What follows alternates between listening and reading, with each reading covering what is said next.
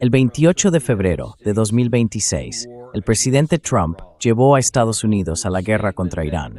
En su declaración inicial, aquella noche, hizo varias promesas sobre lo que íbamos a hacerle a Irán, cómo íbamos a ganar la guerra y todos los objetivos que íbamos a cumplir. Especialmente durante la primera semana, los primeros 5 o 6 días después, se hizo bastante evidente y muy rápido que habíamos cometido varios errores y que muchas de las suposiciones que habíamos hecho resultaron ser falsas.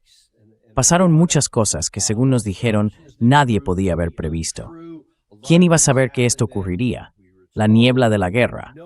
Las cosas siempre suceden de otra manera. Ningún plan sobrevive al contacto. Ese tipo de cosas. Y bueno, desde luego algo de eso es cierto, porque siempre hay cosas que salen distintas y más de las que uno espera.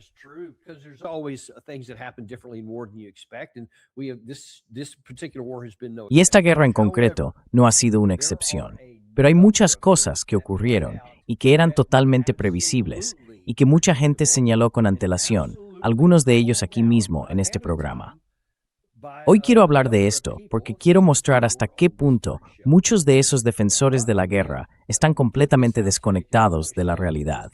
Gente como Mike Pompeo, John Bolton, Jack Keane o Lindsey Graham.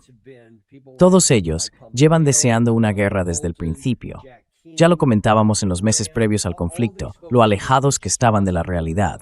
Y cuando las cosas empezaron a desarrollarse, tal y como muchos de los invitados de este programa habían anticipado, nadie quiso escucharlo. Solo querían decir, bueno, da igual, olvídalo. De todas formas, vamos a ganar.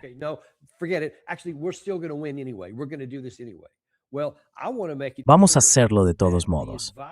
Bueno, quiero dejar claro que el consejo que la gente debería haber sacado de nuestro programa era algo que realmente tendrían que haber escuchado. Y el hecho de que no lo hicieran es un problema serio.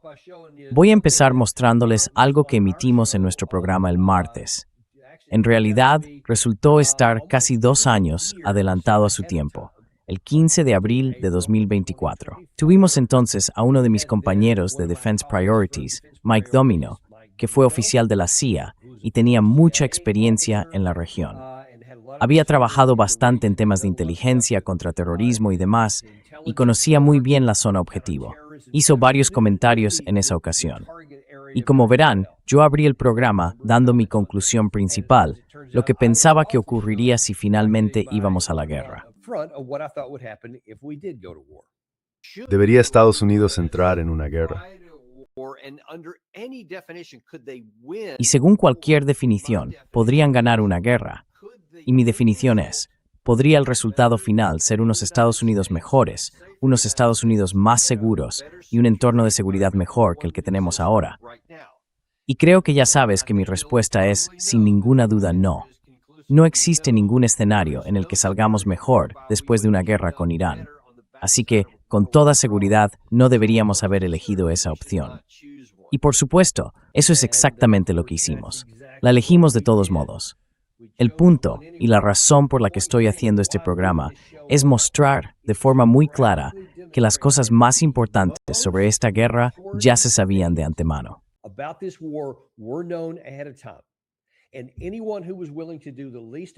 Y cualquiera que hubiera estado dispuesto a hacer un mínimo de análisis e investigación honestos habría entendido que esta era una guerra que no podíamos ganar. Lo que dije entonces, en 2024, era algo evidente. No deberíamos haber elegido una guerra en la que no podíamos tener éxito, dadas las dificultades del enemigo y las limitaciones que teníamos en el frente ofensivo. Así que déjame ir a algunos de los temas más importantes aquí. Por cierto, Mike Domino, déjame decirlo desde el principio, es actualmente el subsecretario adjunto de Guerra para Oriente Medio, uno de los altos cargos del Departamento de Defensa, del Departamento de Guerra, supongo que ahora se llama así, en el Pentágono.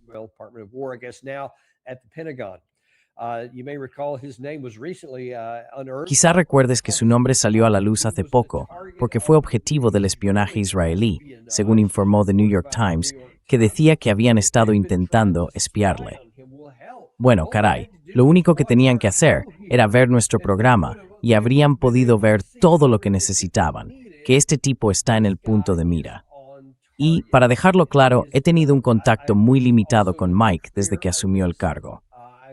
No quiero interferir en nada de lo que pasa ahí arriba. No tengo ni idea de lo que ha contado o no ha contado a nadie sobre esta guerra. Y de hecho, no le he hecho ninguna de esas preguntas.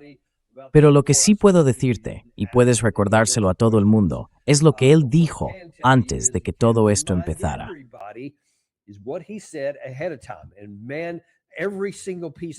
Y oye, cada fragmento que voy a enseñarte aquí, cada clip, fue realmente muy premonitorio. Y si él nos decía todo esto cuando solo era Mike, puedo imaginar que como secretario probablemente se lo estaba diciendo a mucha gente de alto rango antes. Si le hubieran hecho caso, las cosas podrían haber salido un poco mejor. Y espero que ahora sí le estén escuchando.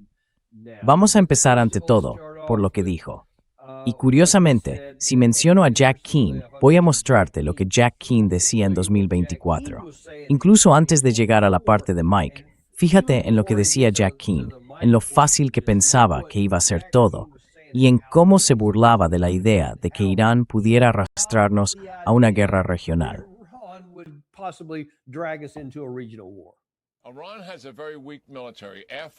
Irán tiene un ejército muy débil. Su fuerza aérea sigue volando aviones estadounidenses de los años 70. La marina es muy pequeña, con poca capacidad. Las fuerzas terrestres están mal equipadas y mal entrenadas, aunque tienen suficientes efectivos. Han invertido sus recursos en su fuerza de cohetes y misiles. Ahí es donde han puesto el dinero. Y mira lo que ha pasado. Eso también les ha fallado. Por eso, siempre he sostenido que podemos aprovechar la vulnerabilidad de Irán aquí, llevando a cabo ataques limitados y medidos contra la Guardia Revolucionaria y esas capacidades, para obligarles a cerrar sus grupos aliados. La administración Biden nunca lo ha hecho. ¿Y por qué? Porque temen una, entre comillas, guerra más amplia, cuando Irán no puede librar una guerra más amplia. Esa es la realidad, Stuart. Vale, voy a decir primero lo más obvio. Si ellos no pueden librar una guerra más amplia, ¿por qué tengo que entrar yo y lanzar una guerra preventiva contra ellos por una amenaza que crece hacia mí? Explícame eso, Mike. Sí, quiero decir, ese es un ejemplo perfecto de hipocresía. Habla por sí solo. Irán no puede ser una amenaza enorme para la región y para todo el mundo si es tan débil como dice el general Keane. Y además, se equivoca también en la conclusión a la que llega. Lo primero que yo señalaría es el tamaño de su muestra. Estamos hablando otra vez de una cuarta parte de un solo punto porcentual o algo así del arsenal estratégico total de Irán. No hay que conclusiones del tipo, bueno, como estas capacidades ipso facto podemos hacer lo que queramos. No funciona así.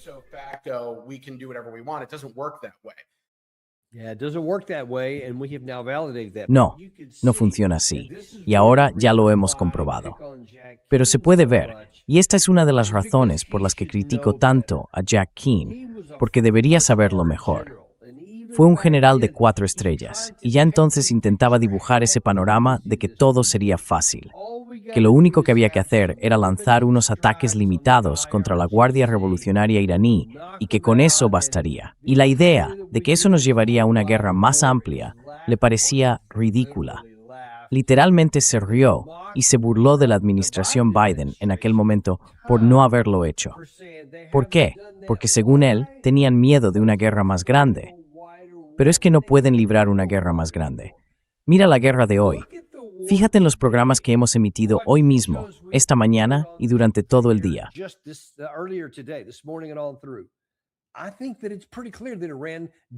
Creo que está bastante claro que Irán sí libró una guerra más amplia. Y por el tipo de terreno que tienen, ya sabes, lo hemos comentado muchas veces, con esas zonas montañosas, con los búnkeres subterráneos que poseen, sí, claro que pueden. Pueden defender mucho. Y si alguien hubiera estado atento en 2023, el año anterior, a cómo el lado ruso había estado a la defensiva en un terreno mucho menos defendible que estas montañas, y aún así resistieron todo lo que el lado ucraniano, respaldado por la OTAN, les lanzó, eso debería haber abierto los ojos a cualquiera y hacerle entender que la guerra no es fácil, y que atacar una posición tampoco lo es.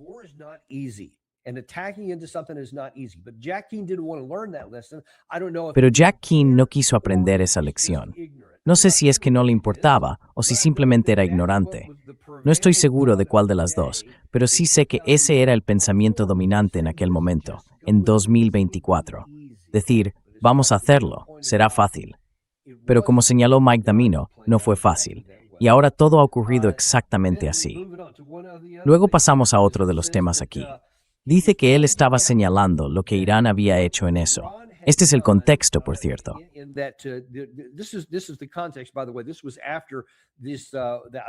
Esto fue después, creo, de la primera vez que Estados Unidos ayudó a Israel a defenderse de un ataque iraní, porque el lado israelí había destruido una embajada de Irán, y entonces Irán respondió. Dispararon, creo que fueron unos 300 y pico drones y un par de misiles, algo así, un puñado de misiles. No recuerdo las cifras exactas. Y fue uno de esos casos en los que avisaron con mucha antelación, porque no querían escalar el conflicto. Querían responder, sí, pero sin entrar en una guerra más amplia. Así que avisaron con tiempo, lanzaron los drones, tardaron como 3 horas en llegar, de modo que todo el mundo sabía que venían. Sabían que teníamos todos nuestros recursos preparados, y por supuesto los teníamos. Derribamos todo. Una de las cosas de las que se burlaban de Irán en ese momento era que muchos de sus misiles se desintegraban antes de tocar el suelo, que no funcionaban bien. Y la gente decía, mira qué débiles son, sus misiles ni siquiera llegan al suelo sin romperse. Pero, como señaló Mike Damino, eso no era del todo cierto. La información de inteligencia que teníamos entonces mostraba que usaban mucho material antiguo, y él decía que probablemente lo hacían con un propósito muy concreto.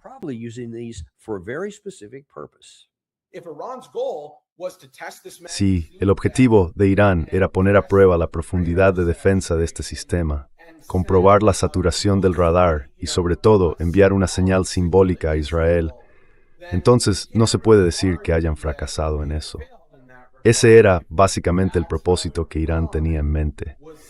Y en las últimas horas hemos visto informes que apuntan precisamente a que eso era lo que Irán buscaba hacer.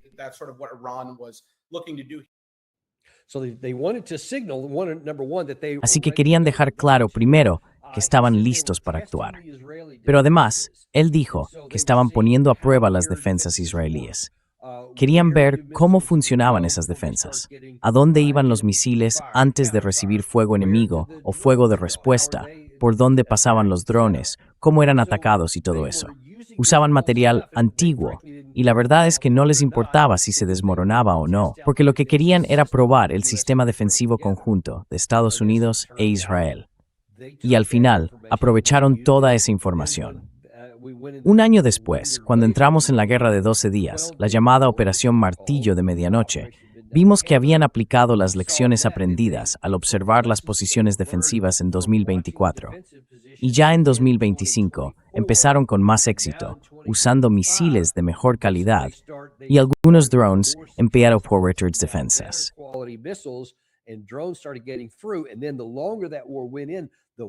Y cuanto más se alargaba esa guerra, más de ellos conseguían pasar. Así que Irán demostró que tenía la capacidad de aprender y de ajustar lo que hacía para tener cada vez más éxito. Esa es una de las razones por las que la guerra solo duró 12 días, porque dijimos, vaya, todo está empezando a pasar, será mejor que paremos esto. Por eso terminamos esa guerra cuando lo hicimos. Mike lo advirtió con antelación y dijo, mirad, probablemente esto es lo que están haciendo ahora. Y sobre todo, un año después de que lo dijera, vimos más pruebas de ello. Lo repetimos a gritos muchas veces después. Irán había demostrado claramente una capacidad en aumento. Así que no empieces otra guerra que no puedas terminar, porque es muy probable que ellos retomen justo donde lo dejaron.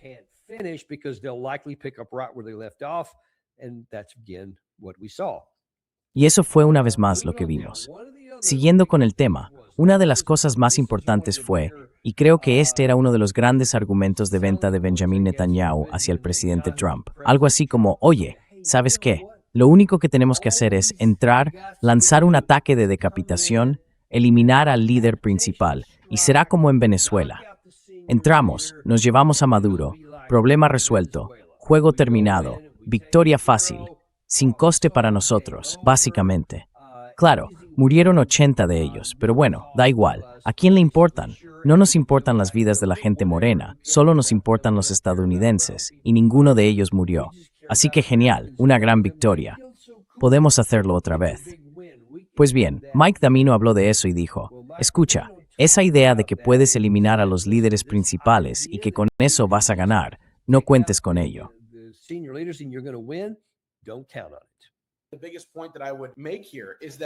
El punto más importante que quiero destacar aquí es esta idea de que puedes enviar un par de bombarderos furtivos estadounidenses al otro lado de la frontera, matar a todos los ayatolás en una especie de escena de película, y que luego aparezca una joven con traje de chaqueta diciendo, estoy lista para ser la presidenta de Irán.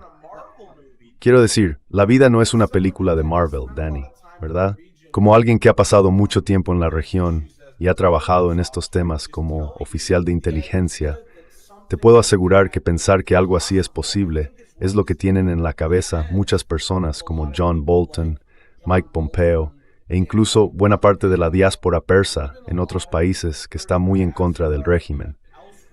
Y ojo, yo también estoy en contra del régimen, pero las cosas no funcionan así.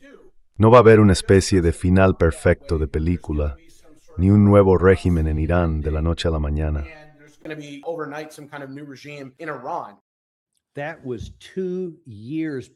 Eso fue 2 años antes de que todo esto ocurriera. Así que solo puedo imaginar que cuando él vio los planes con antelación, y quiero dejarlo clarísimo, no he hablado de esto con Mike. Él no me ha contado nada. No sé absolutamente nada de lo que haya dicho ni de lo que haya hecho desde que está en el cargo. Quiero que eso quede claro. Pero, vamos, me cuesta creer que no repitiera lo que dijo aquí, en nuestro programa. Que cuando se enteró de que la idea era, vamos a entrar, asesinar al líder, luego habrá una revuelta y todos seguirán a nuestro hombre, al que elijamos. Y que todo eso iba a ser, ya sabes, como una película. Porque mira, todo ese rollo cinematográfico del que hablaba, eso fue exactamente lo que hicimos en Venezuela. Porque claro, teníamos a alguien dentro.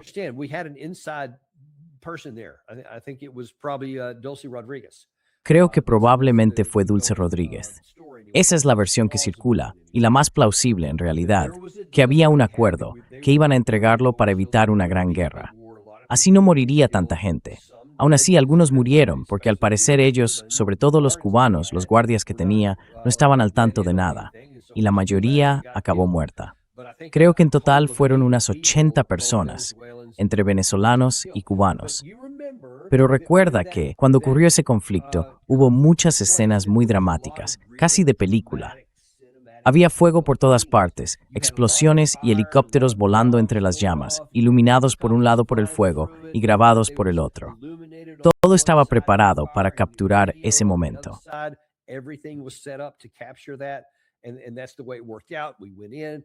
Y así fue como salió todo. Entramos, ¡bam! Atrapamos al tipo, salimos, sin bajas, solo un par de helicópteros alcanzados.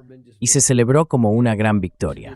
Y Trump hasta hoy sigue refiriéndose a eso, pensando que como funcionó entonces, seguro que funcionará ahora, aunque las condiciones eran totalmente distintas. Pero esa era la idea, tener un desenlace cinematográfico como el que él mencionaba 2 años antes de que ocurriera. Y eso fue exactamente lo que Netanyahu le vendió al presidente Trump. Una historia que supuestamente iba a hacerse realidad. Y nosotros ya te decíamos, en las semanas y sobre todo en los meses previos, que eso no iba a pasar, por el tipo de sistema de gobierno que tienen los iraníes, y porque son muy conscientes de que tenemos esa tendencia a asesinar líderes.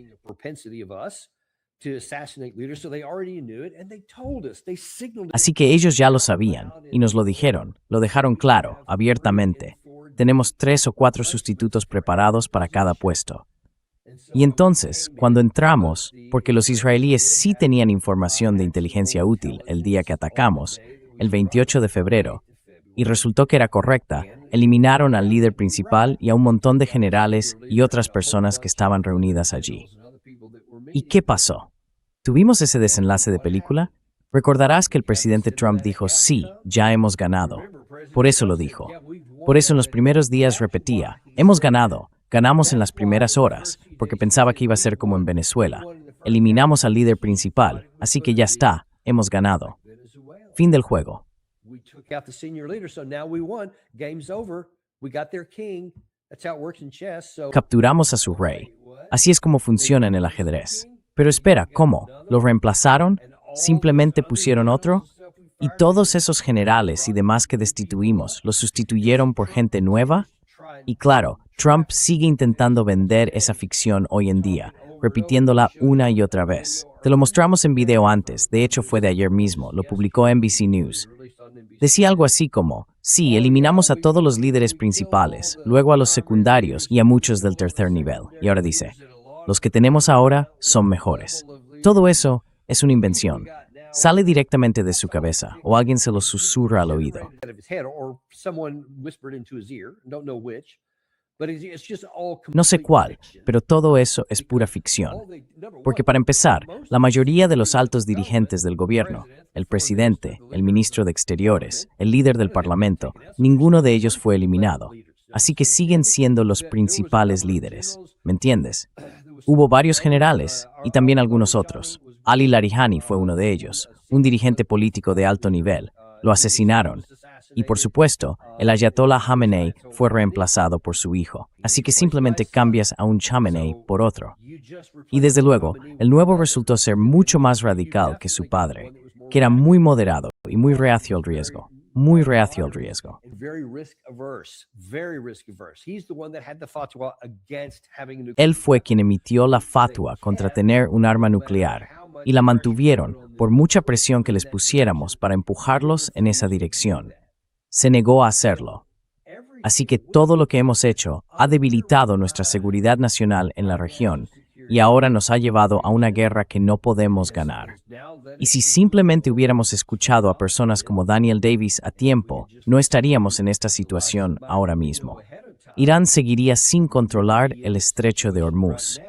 El petróleo probablemente seguiría en torno a los 60 o 50 dólares por barril. Nuestra economía estaría mucho más fuerte de lo que está, y no habría ningún riesgo para el resto del mundo, donde están nuestros aliados, especialmente en Asia y en Europa. Of the world, where our allies are, especially in Asia and Europe. Unfortunately, all of those things are at risk. Por desgracia, todo eso está en riesgo, porque decidimos empezar esta guerra de todos modos. Si el tema de los líderes asesinados era probablemente lo más importante, el segundo asunto, del que King habló mucho, y también Pompeo y varios otros, era el asesinato. Vamos a ir a por sus misiles, vamos a destruir su marina, vamos a destruir su capacidad de misiles, y vamos a destruir su capacidad de fabricación, ¿verdad? Eso fue lo que dijimos allí. Excepto que, como nos dijo Mike hace 2 años, la mayor parte de todo eso está bajo tierra. Most of this stuff is underground. Si no alcanzas todos esos objetivos, y no los alcanzas por completo, porque, insisto, muchas de esas instalaciones están construidas bajo montañas, son subterráneas. Quiero decir, ni siquiera con bombas antibúnker y cosas así, te acercas a lo que haría falta para penetrar algunas de esas estructuras. Así que la idea de que podríamos destruirlas todas simplemente no es cierta. It's just not accurate, and here's this graphic we No es show you a lot. correcto, ya sabes. Y aquí tenemos este gráfico que solemos mostraros, que demuestra exactamente lo que él dijo. Así que ahí lo tenéis, amigos. Había demasiada gente diciendo esto. Llevamos mucho tiempo hablando del tema, pero eso fue hace 2 años. Y uno se pregunta, ¿quién demonios está al mando ahí arriba? Porque sabemos con certeza que ha habido otros. Sabemos que la vicepresidenta ha estado defendiendo este tipo de argumentos desde el principio. Sabemos que Tulsi Gabbard decía muchas de estas cosas desde el principio. Así que sabemos que ha habido más personas, y estoy seguro de que hay otras de las que ni siquiera soy consciente. De hecho, lo sé, pero a ninguna de ellas se las escuchó, a pesar de que daban muy buenos consejos. Tuvimos aquí a Joe Kent, y él era uno de los que lo decía.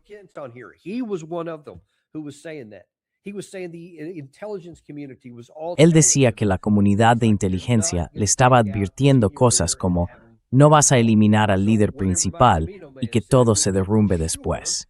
Así que, diga lo que diga Mike Damino, sabemos con certeza que la comunidad de inteligencia dijo eso. porque Joe Kent lo reveló en nuestro programa.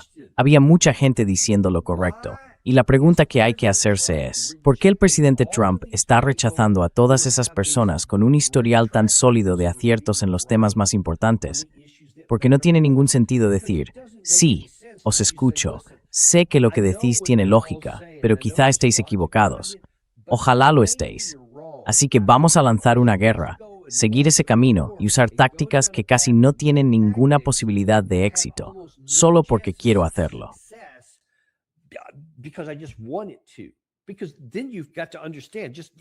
Porque entonces tienes que entender, de forma lógica, racional, que si sigues un camino y no sale bien, como te están diciendo que no saldrá, estás perdido. Y claro, el país también. Ahora hay 3 estadounidenses muertos, 400 heridos, 20 bases destruidas, pero bueno, me desvío. Incluso él mismo, aunque solo le importara él, y no le importaran nada a los estadounidenses que han muerto. Y no le importan, porque en la entrevista de ayer con Kristen Welker le preguntaron muchas veces por las víctimas. Él dijo algo así como, bueno, ya sabes, 1 es demasiado y 13 son demasiados, pero, en fin, cuando lo miras en contexto, hubo miles, decenas de miles de muertos en la guerra de Vietnam.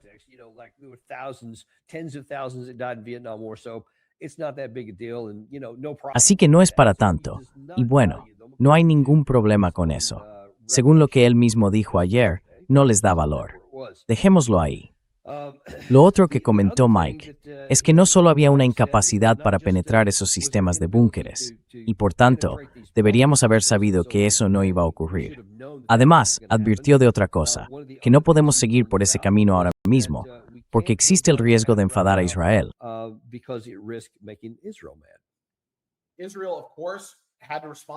Israel, por supuesto, tenía que responder al 7 de octubre, y probablemente también responderá a los ataques contra su territorio que vimos ayer.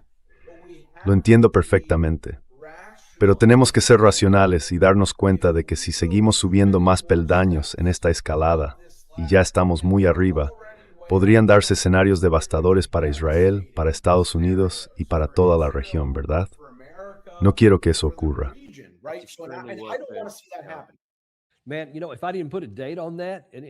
Mira, si no pusiera una fecha a eso y no te dijera quién lo dijo, pensarías que es alguien hablando hoy mismo. Hablaba de que Israel está sufriendo, Estados Unidos está sufriendo y la región entera está sufriendo. Y ahora, claro, estamos en un punto crítico, donde todo esto puede extenderse aún más, incluso hacia el Mar Rojo. Al parecer, los hutíes de Yemen han dicho que esa zona está ahora fuera de límites. Al menos, hasta el momento en que estamos grabando este programa, no he visto información actualizada que confirme si realmente han atacado algún barco o si han bloqueado físicamente la salida sur del Mar Rojo por el estrecho de Bab el-Mandeb. No lo sé, pero eso es lo que han dicho.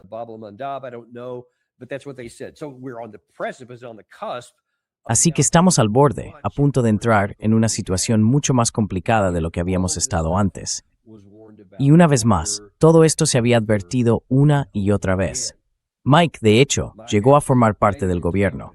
Podemos imaginar que dijo todo lo que hemos mostrado en este programa. Estoy seguro de que se lo dijo a la gente de la Casa Blanca. Y Joe Kent también lo hizo. El vicepresidente Vance lo hizo. Otros también, como Tulsi Gabbard. Pero a todos ellos los bloquearon. ¿Y a quién estaban escuchando? Al principio os mostré a Jack Keane. Hablamos de Mike Pompeo. Él ha sido uno de los impulsores de todo esto.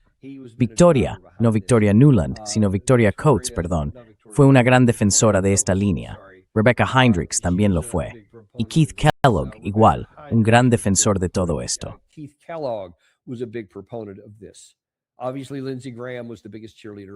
Obviamente, Lindsey Graham fue el mayor entusiasta de todos. Esta gente ha estado empeñada en promover la guerra todo el tiempo.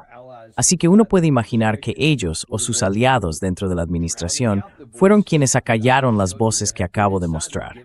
Estaban dentro, recibieron buenos consejos, sólidos y sensatos. Y uno pensaría, al menos en un mundo lógico, que si tus consejos se demuestran tan profundamente equivocados, te encogerías de vergüenza y dirías, vale, fue culpa mía, me equivoqué.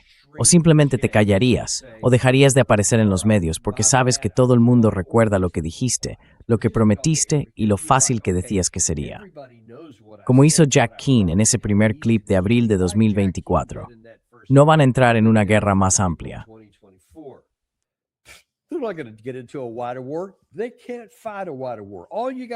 No pueden librar una guerra más amplia.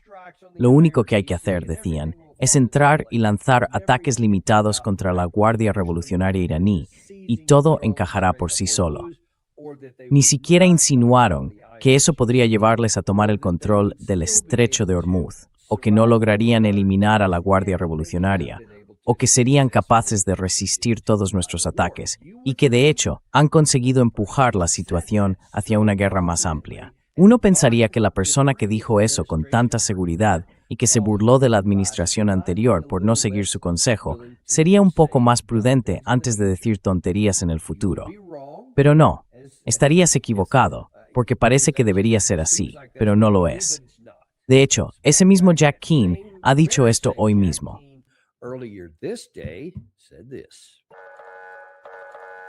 Estamos aquí, en plenas negociaciones, intentando llegar a un acuerdo. Pero lo que estamos exigiendo, y tenemos la capacidad para hacerlo, es claro. Llevamos 5 semanas de furia épica, y nos quedan 2 más para completarlas. Tenemos el bloqueo naval, que está generando una situación económica muy peligrosa, junto con la larga lista de medidas que el secretario Besant y su excelente equipo económico están aplicando para aumentar la presión sobre Irán. Esos son nuestros puntos de fuerza. Pero lo que buscamos en estas negociaciones es bastante sencillo. Queremos obtener nuestras exigencias maximalistas, las mismas que lograríamos si estuviéramos usando la fuerza militar. Eso es lo que queremos del régimen.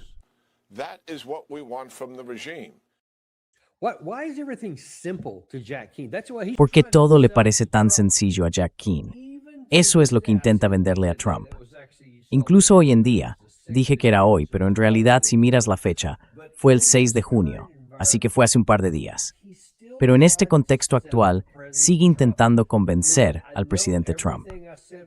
Mira, sé que todo lo que dije antes resultó estar equivocado, y sé que todo lo que dijeron estos otros, sobre todo la vicepresidenta Tulsi Gabbard, Joe Kent, los que conocemos, Nob Mavern, Sesam Nyanast, we're seen.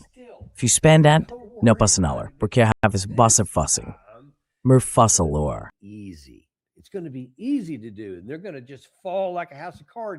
Esta vez se van a venir abajo como un castillo de naipes. Están más débiles que nunca. ¿Cuántas veces se puede seguir repitiendo semejante tontería cuando todo lo que estaba en marcha antes sigue igual? La Guardia Revolucionaria iraní, desde luego, no ha sido doblegada. Las ciudades de misiles subterráneas no solo no han sido destruidas, muchas de las que habían resultado dañadas han sido sustituidas y reconstruidas. Muchas de las que intentamos atacar, como la instalación de Yazd, por más veces que lo intentamos, nunca conseguimos inutilizarla. Había otra, cuyo nombre ahora no recuerdo, que fue atacada, al parecer, más de 20 veces en esos 40 días.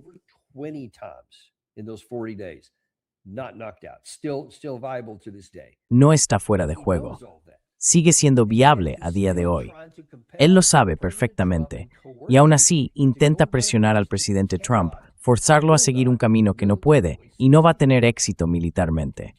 Y bueno, uno pensaría que alguien que dio un consejo tan terriblemente equivocado se sentiría avergonzado y se callaría. Pero no, hay gente que simplemente no va a hacer eso. Pero caray, ¿qué tal si el presidente de los Estados Unidos dijera, vale, tenía al vicepresidente, a Daniel Davis, a Tulsi Gabbard y a Joe Kent diciéndome todo esto?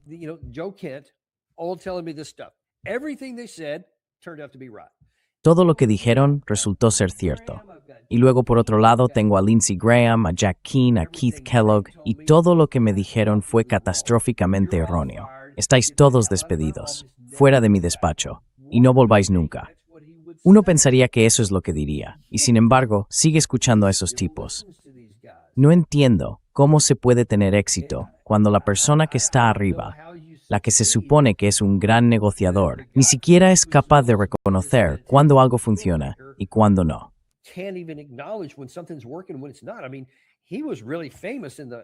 Quiero decir, él fue muy famoso en el pasado, antes de su carrera política, por tener muchas bancarrotas y cerrar negocios, y ya sabes, hundir empresas, porque se daba cuenta cuando algo no funcionaba.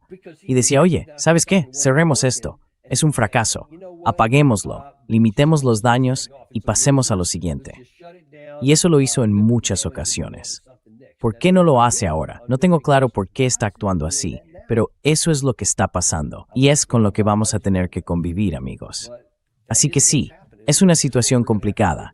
La información correcta ha estado llegando, y probablemente sigue llegando ahí arriba.